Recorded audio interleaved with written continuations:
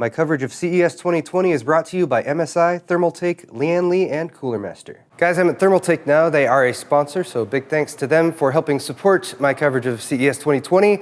They have a lot of stuff going on here, especially if you're a water cooling enthusiast or if you're really into RGB. But I'm going to do a loop of the room and we'll cover as much of it as I possibly can. Let's start with memory. Thermaltake has been expanding their memory options with their Tough RAM RGB, and they have it now available in this clean finish, and they've also been upping the speeds that are available, so it goes up to 4000, 4266, even 4400 megahertz. And I will say with these kits, they have a really nice even glow across the top, and you get a lot of RGB visibility as well, which is nice, especially if RGB is your intent. Here is kind of a unique product. We're not expecting to see this in the US, but I asked Thermaltake what they had in mind behind this, because this is an all-in-one liquid cooler, part of their Flow series. This is the Flow RC360 ARGB, which is cooling not just the CPU, but also the memory. Now, Thermaltake has been doing memory cooling for a little while now, and they're pretty straightforward about it. They know that memory is not necessarily something that needs to be cooled, but it's not as though there is zero benefit to it. It does get some of the heat that's generated by the memory away from your CPU socket area, and that can be a benefit. And you never know, maybe in the future with DDR5 and that kind of thing, memory cooling will become more important. We're not sure, but for now, Thermaltake is working on making sure your memory is cool and also pretty. They have a new kit of memory. It's called Tough RAM Z1. They've just done a little bit of redesign here. This memory should be a little bit less expensive than the other memory kits that we just looked at. This is part of the Tough RAM series, and you'll notice it's just a little bit thinner when it comes to the RGB light up effect. And then finally for the memory over here, we have Tough RAM DDR4, and this is non-RGB. So hey, if you don't like RGB, then Thermaltake has you covered as well. This one, the white kit, has a really nice clean finish on the end, I think. And if you didn't notice, this is kind of a Thermaltake logo that's integrated into the heat spreader. Also available with more of maybe a silver gunmetal gray finish here. And as you can see with a lot of the motherboard stylings going on that do tend to favor this sort of gray silver finish on a lot of the heat sinks, blends in really nice. Here it is displayed on a Maximus 11 motherboard from ASUS. Let's talk cases now. We have some brand new ones. This is the AH T600, available in black on the right, as well as the Snow Edition white on the left. This is a large case. It is substantial and kind of looks like maybe an attack helicopter or something like that. You might notice in the front, you've got 140 millimeter rads that actually can go up to 3 by 140 in the front. You can do up to 4 by 120 in the top. The case construction is steel, and there is some plastic integrated. Some of these accent pieces along the edge are plastic, but they've done a really good job of mating the plastic pieces with the steel. There's a tiny bit of texture that just sort of helps it flow from one piece to the other, so you don't really notice which pieces are metal and which pieces are plastic. You can probably tell these cases are outfitted with some serious water cooling setups, and that's really what they're geared towards. They are larger cases with more space inside for radiators and pumps and reservoirs and all that kind of thing. Also displayed in this one, you can see, is Thermaltake's new distro plate. So this is a 360 millimeter distro plate. So basically any case that can fit a 360 millimeter radiator, you can put this distro plate into. It has integrated RGB lighting, and it has multiple inlets and outlets, so depending on your system configuration and graphics cards and CPU blocks and where you have them positioned, you should be able to use this distro plate. And one of the other benefits to it that you might not have considered is compared to a reservoir, especially some of the larger tube-style reservoirs, it's much more secure. So if you need to ship a water cooling system or move it around a lot, it's going to be a bit more stable than your typical reservoir. Next, we have a new version of the Level 20. This is the Level 20 RS. And the Level 20 is a popular case from Thermaltake.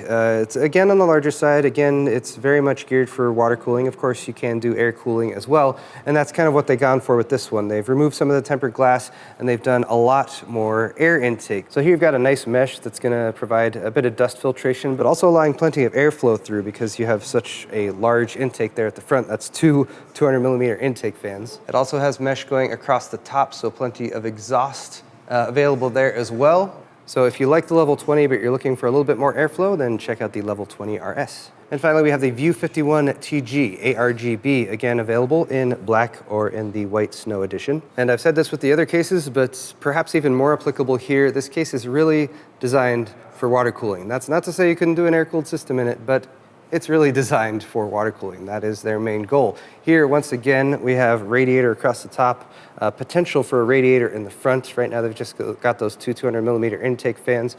You might notice that the brackets for mounting the radiators are all removable. That's really convenient if you're setting up a water-cooled build. There's just some thumb screws down there at the bottom that you can remove that with. Also got a 360mm radiator going across the bottom. This case also has a pretty good I/O configuration with a couple USB 3.0, USB 2.0, and of course that Type-C port at the top. And you might notice it's a fairly wide case. It is substantial. I called it beefy when I first saw it, but that is because the power supply is actually behind the motherboard in this one. So there's a bit of an angled section here with the grommets where the cables are passing through. That gives you kind of a two-tier level with where the motherboard is, and then they've got that distro plate installed there as well. And then it's still going to ship with the bracket for your PCI Express that you can rotate, which is very convenient for having a few different configurations that you can do vertically mounted graphics cards with, and you can do a single card or you can do a two-way setup with that. Next up, let's talk about RGB. Thermaltake is working on new software. This is called Neon Maker Light Editing Software, and it's actually really cool, at least depending on who you are and whether or not you've used RGB software and whether or not you've ever been potentially frustrated by RGB software. But let me give you a brief explanation of how this works. They've got it set up, the fans over on the left, then here in the software you can see all of the fans basically configured where they are. But this is just, it's like a space where you can take any fan you want, move it around wherever you want. So it's kind of a sandboxy type thing where you can configure the fans in the way that you might have a case setup. So if you have 3 fans in the top, you got a couple fans in the front, you put them where you want. And the cool thing is, anytime you select one of these fans with the software, it lights up in red. And then you can tell which fan you're configuring. Oh, that's brilliant. They are pairing this with their new ring quad fans because Thermaltake, you know, they like RGB and they like rings. And if you have RGB and rings, then where you go from there, you add more RGB rings. Now we have 4 RGB rings, 2 on the internal hub, 2 on the external hub. You can configure all of these RGB LEDs individually. You can select all of them individually with the software. That allows you to individually select each RGB on each fan, choose your color, maybe choose some of your templates, functions, or effects that you have over here. You can also, if you set up something here and you just want to rotate it, you can do that. And then at the bottom, you've got a timeline. So take all your fans here, make an effect for it. You can copy and paste different effects further down the timeline, and then you can just play it. They said they've done this with up to an hour loop. So if you don't want just the standard RGB vomit, or if you just want a lighting configuration that you're setting up that's very specific, that changes over time, or that does unique different things, basically you can make it as complex as you are willing to invest the time to do that. And then, of course, the other cool thing is you can save and you can import your profiles. So other people could set up profiles and share them, move stuff around. If you have a really cool lighting effect, they were talking about doing things like a drop of water that goes from the inside to the outside of one of the fans. But I've recently been talking about some of the limitations of RGB software, and although you are going to need to use Thermaltake Ring Plus, any of the existing Thermaltake Ring Plus fans or products will work with this software. I think it's some of the most flexible software I've seen, and I'm really curious to see what kind of crazy configurations people are able to come up with. So once again, that is the Thermaltake Neon Maker light editing software. This is still in beta, but it should be available to the public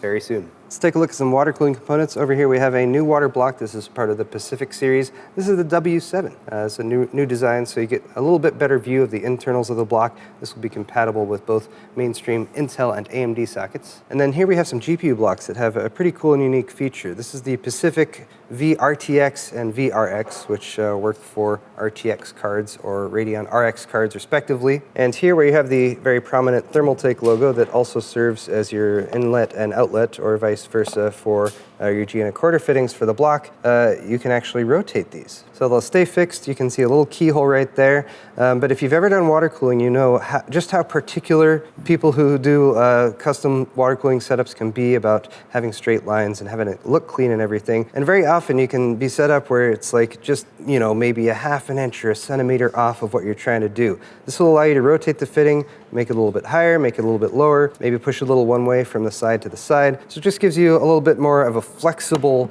connection point on your graphics card. in an area where typically you don't have much flexibility. And now we have one more case that I saved for last because I think it's really cool. This is called the DistroCase 350P. So this has a very similar layout to the Thermaltake P3 series, which is a series of cases that I tend to like. It's got an offset tempered glass piece, and it gives you a really good look at everything that's going on inside the case. But what's special about this one is around here on the other side. Distro plates are like all the rage right now with water cooling, and what could be better than an entire side panel that is a distro plate? Not necessarily the first time I've seen this, but I think it's really well done. They've included a Thermaltake logo, and right now they're using some textured coolant, which I heard is still in the prototype phase, but they're working on, and they said it's actually working quite well, but that gives you like kind of a nice swirly effect going on right there. They've included a drain port down at the bottom, and as you can see, you can just get a massive amount of fluid in there with plenty of circulation, and if you're using something like this that gives a little bit of texture to it, some really cool effects, especially if you're looking at the case from this side. Here's a look from the other side. You can see some of the connection points for the fittings coming out from that rear distro plate, and then you might be noticing something else over on this side, which is the tubing that they're actually using here. This is PETG tubing that Thermaltake already makes, but it's got printing on it.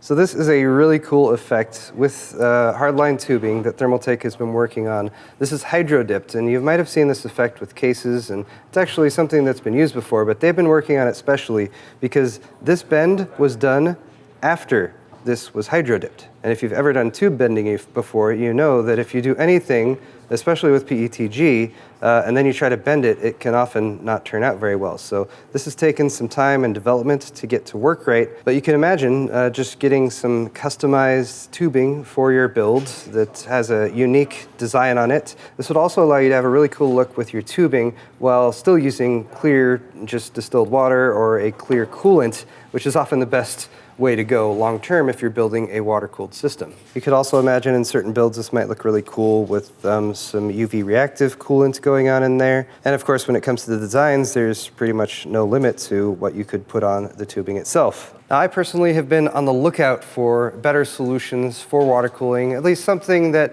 sort of bridges the gap between the sensible solution of just using clear coolant or distilled water with some additives and going all out with something like pastel, which can often lead to clogging in the future. As you guys also probably know, I'm working on a water-cooled build right now, so I hit up Thermaltake to see if maybe some of that coolant that they have going on in this system might be available to me. Let me know if you think that would be a good idea. And of course, don't forget to leave some comments down in the comment section below to let us know what you think of some of these unique and innovative products that Thermaltake has been coming up with. I think a lot of them are pretty cool and actually serve to solve some of the problems that especially custom water coolers have been dealing with recently. But guys, that's all the time I've got for this video, so a huge thank you once again to Thermaltake for sponsoring my CES 2020 content, as well as my additional sponsors, MSI, Cooler Master, and Lian Li. If you guys enjoyed this video, hit the thumbs up button. I'll be back with more coverage from CES 2020 really soon. We'll see you guys in the next one.